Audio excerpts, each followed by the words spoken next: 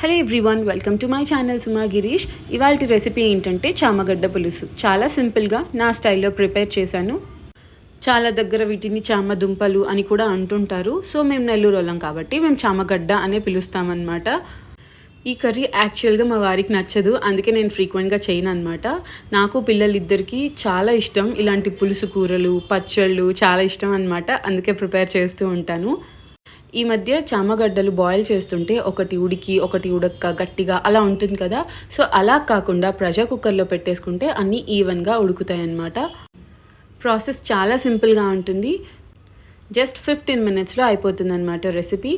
మన south Indian రెసిపీస్లో ఏంటంటే వంట చేసేదానికంటే వంటకి ప్రిపేర్ చేసుకోవడమే చాలా ఎక్కువ టైం పడుతుంది. ఆనియన్స్, టొమాటోస్ కట్ చేసుకొని అన్నీ రెడీగా పెట్టుకునేటప్పటికి టైం పడుతుంది.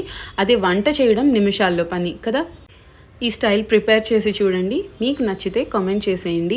ఆల్రెడీ రిలేటెడ్ వీడియోలో లింక్ ఇచ్చేసాను, చూసేయండి డీటెయిల్డ్ వీడియో. ఇంతకీ మీకు చామగడ్డ పులుసు ఇష్టమా?